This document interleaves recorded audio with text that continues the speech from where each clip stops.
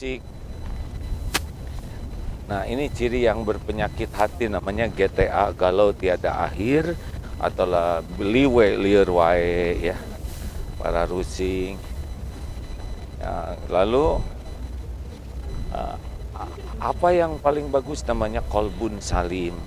Orang yang kolbun salim itu orang yang hatinya bersih, hatinya sehat. Ini harusnya cita-cita kita. Waalaikumsalam. Banjarbaru, terima kasih Pak. Ya, membahagiakan orang itu amal soleh. Oh, saya pergi si bapak teh ya udah, alhamdulillah. Nah, jadi di mana tadi caranya? Oh, Banjarbaru.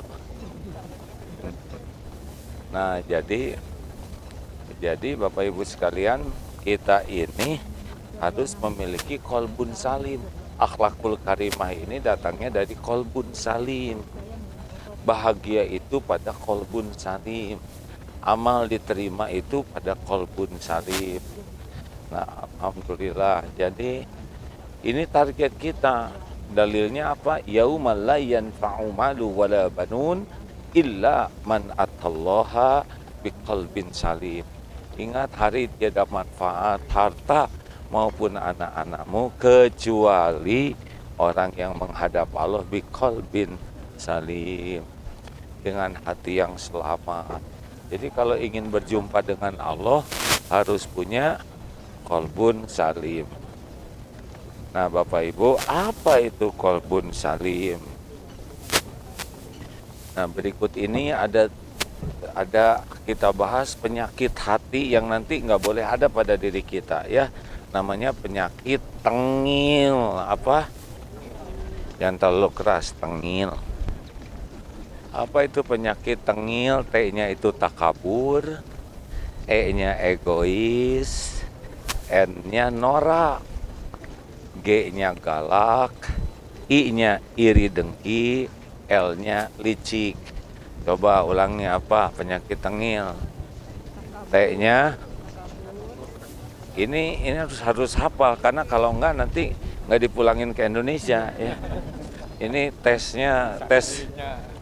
umrohnya nanti di sini. T-nya apa? Kabur, E, N, no, G, galak, I, iri dengki, L, licik. Takabur, la yadkhulul jannah man kana fi qalbihi mithqalu dzarratin min kibr. Tidak masuk surga orang yang ada takabur di hatinya walau sebesar zarah, sekecil apapun. Jadi kalau kita punya sombong, udah susah ke surganya. Iblis itu ada? ya beginilah. La.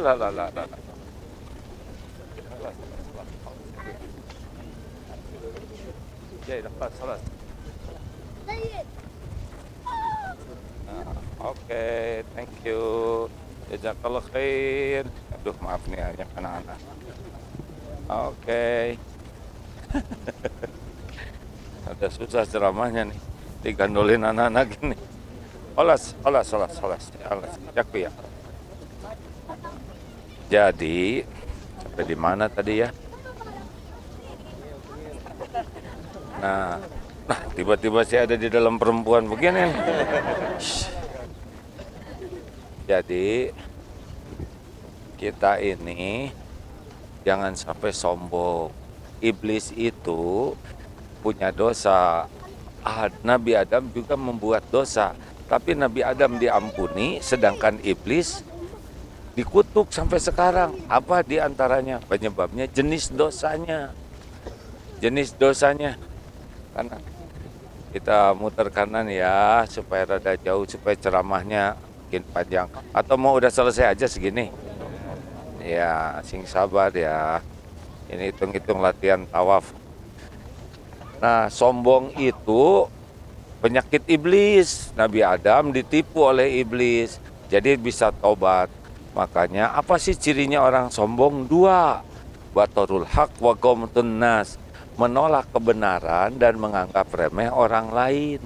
Jadi orang sombong mah tidak suka kepada agama, tidak suka ke majelis taklim, tidak suka baca Quran, tidak suka aja pokoknya yang bau-bau agama, ke ulama sebel ya, ke masjid nggak suka, dinasehatin juga dia jengkel, dikritik jadi musuh. Pendek kata, orang-orang yang sombong itu yang namanya kebenaran itu alergi, karena dia sudah merasa dirinya benar. Bisa dipahami tidak nih? Jadi bapak-bapak yang jarang ikut pengajian itu teh sombong. Sombong walaupun dia nggak punya duit ya. Pendek kata, kalau udah ke agama dia tidak begitu semangat, berarti itu ciri-ciri sombong.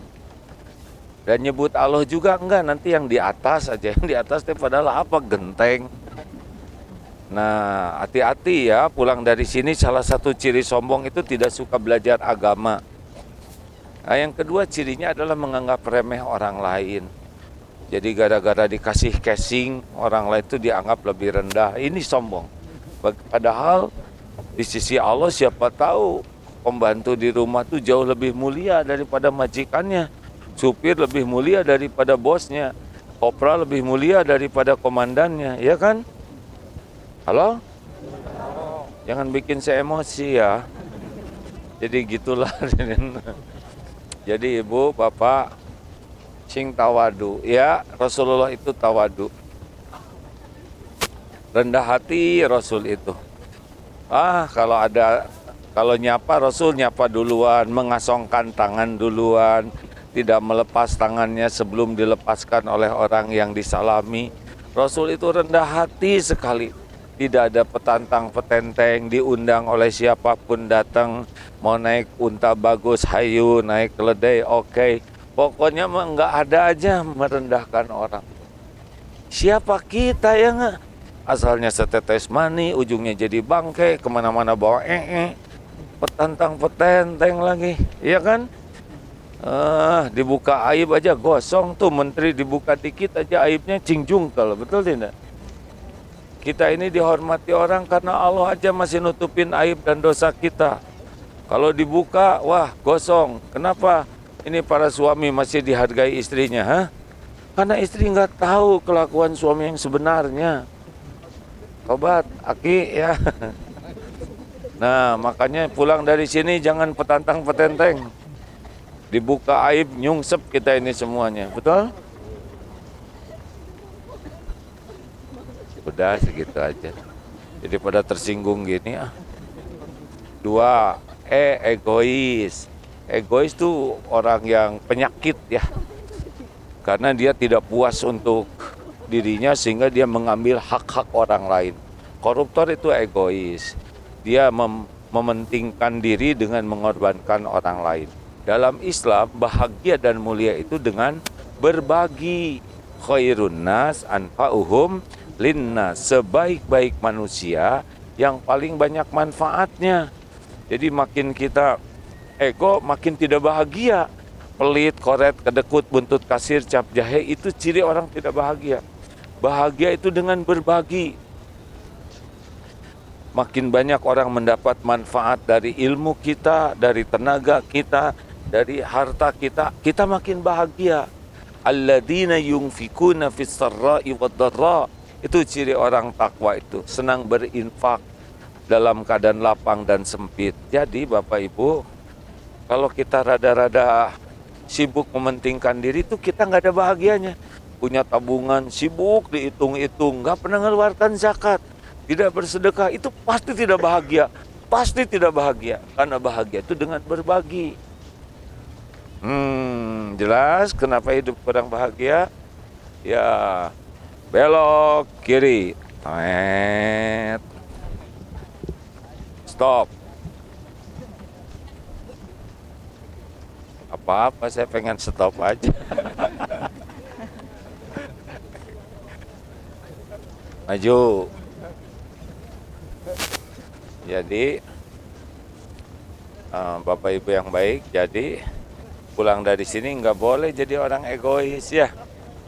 Senang berbagi, senang nolong, senang membahagiakan orang, itu bahagia itu dalam memberikan yang terbaik. Jadi kalau orang yang suka banyak tabungan dikumpul-kumpul tuh mah gak ada bahagianya itu mah. Karena bahagia itu tidak diciptakan oleh Allah untuk orang yang pelit, tapi bagi yang senang berbagi. Jelas? Rasulullah itu seperti angin lah. Rasul diminta apa aja, udah kasihin. Bahkan nggak punya juga, orang minta, Rasul pinjam untuk menyenengin orang. Ibu, ya mau ibu tenggelam ya dalam lautan darurat ini MQ. Bapak jaga pandangan ya Pak. Ibu juga jadi di sini Kararasep, Garuris dah jaga pandangan. Jadi yang ketiga apa? Nora. Nora itu orang yang senang dipuji, orang yang suka pamer, ya. Jadi orang yang Nora itu yang hidupnya tuh show off.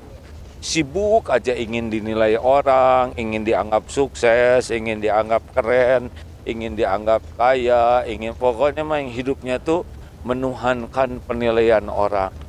Oh, ini capek. Yang ingin kelihatan langsing jadi jarang napas ya. Yang ingin kelihatan putih direndam aja semalaman pakai soklin.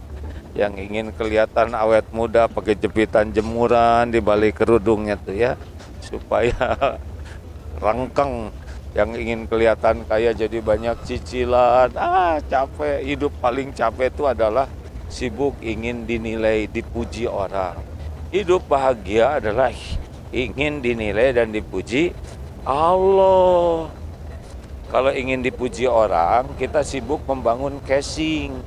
Kalau ingin dipuji Allah, kita sibuk membangun isi. Nah, makanya Bu, Ibu, jangan risau jadi tua ya, karena udah jadi ya. Dinikmati, jadi tua teh dinikmati, kita makin keriput teh dinikmati, tumbuh uban dinikmati, nggak apa-apa. Sesuka Allah aja yang menciptakan kita ya kan. Tapi ada orang yang nggak nerima. Silakan kita ngurus diri, ibu merawat diri, bapak juga silakan. Tapi jangan riweuh, jangan diperbudak penilaian orang. Halo? Ya enjoy hidup mah ya. Jangan takut dicaci, jangan pengen dipuji. Kalau pengen bahagia tuh lempeng aja hidup mah. Lakukan yang terbaik dari hidup ini. Ada yang suka, bakal ada yang gak suka, ya gak apa-apa. Nabi juga segitu sempurna, ada yang gak suka, benar? Awas mobil, jangan ngalangin. Buka jalan, ada mobil di depan. Nah, makin bebas dari perbudakan pengen dipuji orang, makin bahagia. Makanya kenapa ada orang yang mati-matian beli tas Hermes misalkan. Ya nggak tahu ya, saya mah nggak pusing dengan tas orang. Tapi makin ingin dipuji udah pasti makin tidak bahagia. Just the way you are. Tahu artinya apa? Dilarang merokok ya. Jadi kalau ingin bahagia tuh hidup mah yang enak aja. Apa adanya, nggak usah ngebanding-banding, nggak usah sibuk pengen dilihat orang supaya kelihatan hebat, keren. Udah, jadi orang yang terbaik aja. Nggak perlu kita disebut orang baik, yang perlu jadi orang baik. Tidak perlu kita disebut orang hebat, yang penting jadi orang hebat ya. Tidak perlu kita ingin disebut orang yang gimana kata orang, nggak ada urusan. Kita lakukan aja yang terbaik lillahi ta'ala. Udah selesai. Capek itu justru ingin dinilai. Mau bahagia? Udah. Jangan pengen dipuji, jangan takut dicaci. Oh good ya, oh good teh saya. Om udah nyobain dipuji rame-rame ya. Udah gitu dicaci maki rame-rame. Demi Allah, dipuji-puji itulah yang jadi malapetaka ya. Yang membuat hati jadi membatu. Dulu Darut Tauhid gak ada tuh waktu zaman dipuji-puji. Justru sesudah dicaci maki, pesantren jadi berkembang besar, luas. Sampai di Palestina juga ada nih, di jalur Gaza. Doain ya, Di jalur Gaza kita ada pesantren dan ada pabrik air minum.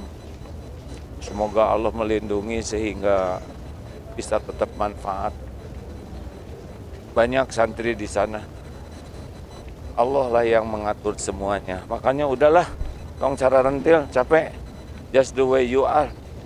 Ya, apa nggak boleh berpenampilan baik? Boleh untuk menghormati orang lain, bukan untuk dianggap keren, ya. Ini apa pakai sorban? Kenapa? Iya nggak apa-apa. Ini kan sorban saya. Jangan usil, ya. Untuk apa ya menghormati jamaah. Nah, yang selanjutnya ada berapa tuh? Nabi Muhammad mah aduh tawadu. Sebetulnya saya teh malu tidur di hotel kita tuh ya. Rasulullah mah tidurnya sederhana. Nah, kita yang banyak dosa ya.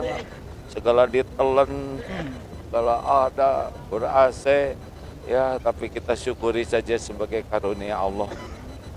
Lalu 3 aja dulu ah. Nanti sesudah dari sana pulangnya 3 lagi, ya. Tengil, teng, baru N, G, I, ya, insya Allah.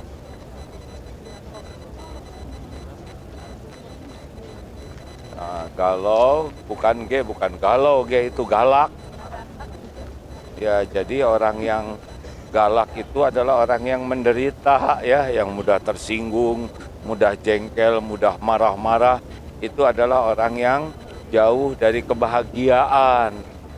Dia juga tidak akan masuk ke wilayah takwa, karena ciri orang yang bertakwa itu adalah wal kadhiminal ghaidh, menahan amarah. Jadi Bapak Ibu yang pemarah ya harus tobat, karena para pemarah itu kecenderungannya zolim. Orang yang zolim ini tidak tenang di dalam hidupnya. Jadi harus tobat dan harus bertekad jadi orang yang tidak pemarah. Karena makin marah, makin galau, makin marah, makin menyakiti orang, makin marah, makin tidak adil, makin marah, makin jadi masalah hidupnya. Kedengaran tidak nih? Jadi pada marah lagi ke saya, siapa ceramahnya nyindir saya terus katanya. Pasti ada yang ngelaporin. Ini kan penyakit kita sama-sama, Pak. Nah, sesudah ini Bapak Ibu bisa berlomba menangkap merpati, ya. Silakan di sini istirahat sebentar. Nanti kita dokumentasi. Per keluarga boleh, per orang saya akan duduk di singgasana di sana. Nanti sesudah itu ngumpul istirahat sebentar, lalu kita jalan lagi ya keliling menyelesaikan ilmu ini. Nah, ini sekarang cerita Gomama oleh Ustadz Cigit. Mana Git? Nah ya. Nah, oke, cerita. Baik, Bapak Ibu yang baik, boleh kita berdiri di sini dulu sedikit, menghadap ke sini Bapak Ibu, boleh stop. Oh, yang di belakang itu khawatir menghalangi jalan, boleh maju sedikit supaya nggak menghalangi jalan. Oh, di pinggir saja, nah izin, di pinggir sini Bapak Ibu. Nah, kita merapat ke pinggir sini. Boleh yang di belakang Bapak Ibu merapat ke sumber suara. Nah, boleh di pinggir sini Bapak Ibu, mohon izin.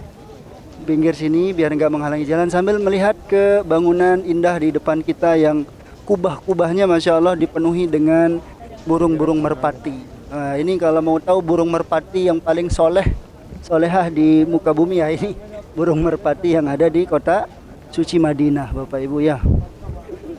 Baik, bismillah, boleh agak merapat lagi ke sini Bapak Ibu supaya tidak menghalangi jalan. Baik, kita cerita sedikit saja ini supaya kita dapat memetik hikmahnya. Masya Allah, indah sekali Bapak Ibu ya. Nah, bangunan yang ada di depan kita ini namanya Masjid Gomamah Bapak Ibu. Masjid apa Bapak Ibu? Gomamah secara bahasa itu bermakna awan. Ya, itu disebutkan salah satunya dalam Quran, wa zallalna 'alaikumul ghamama wa anzalna 'alaikum manna wassalwa. Itu di surat Al-Baqarah Allah sebutkan kata gomamah itu artinya awan. Awan itu salah satu di antara karunia Allah Bapak Ibu yang menandakan sebentar lagi akan turun hujan. Nah, kita tahu di Indonesia sekarang hujan sudah agak lama nggak turun. Bapak Ibu, kita berdoa kepada Allah, mudah-mudahan Allah turunkan ghamamah dan hujan yang deras penuh berkah. Amin ya Allah ya rabbal alamin. Nah, kenapa disebut Masjid Ghamamah ini Bapak Ibu? Ini akan sangat terkait dengan sebuah cerita di zaman Rasulullah Sallallahu Alaihi Wasallam, bahwa saat itu terjadi paceklik, hujan tidak turun cukup lama sehingga kering ya, kering. Oleh sebab itu Nabi SAW sebagaimana yang kita tahu mensunnahkan untuk melaksanakan sholat sunnah istisqa. Sholat sunnah apa Bapak Ibu? Yaitu sholat sunnah meminta hujan kepada Allah. Aslinya dahulu tentu ini bukan bangunan tapi lapangan, karena sholat sunnah istisqa itu sunnah dilakukan di lapangan, langsung dipimpin, diimami oleh Nabi Muhammad Sallallahu Alaihi Wasallam. Karena yang jadi imam, yang langsung memimpin doa adalah Nabi, ya, yang diijabah, disayang oleh Allah. Subhanallah, baru selesai salat istisqa, Nabi angkat tangan minta hujan, diaminkan oleh para sahabat. Allah langsung kumpulkan kabar gembira berupa awan. Nah, itulah kemudian masjid ini kemudian dibangun untuk jadi monumen. Ya, baik. Alhamdulillah, itu singkat ceritanya. Jadi meskipun namanya masjid ini tidak dipakai sholat Bapak Ibu, karena ada Masjid Nabawi. Ya, dipakai sholat mungkin hanya oleh petugasnya saja, tidak oleh ini. Baik, itu saja mungkin sejarahnya Bapak Ibu. Ini Masjid Ghamamah, dahulu tempat Nabi sholat istisqa. Baik Bapak Ibu, sekarang yang mau foto atau dokumentasi keluarga bersama Agim boleh angkat tangan Bapak Ibu. Ada yang keluarga nih, baik. Insya Allah nanti backgroundnya langsung Masjid Ghamamah ini ya, insya Allah. Untuk teknisnya Bu Fanda barangkali bisa bantu. Nah, bisa di sana ya, bisa di sana Bapak Ibu, di depan sana mohon izin. Di depan itu ada AA, insya Allah.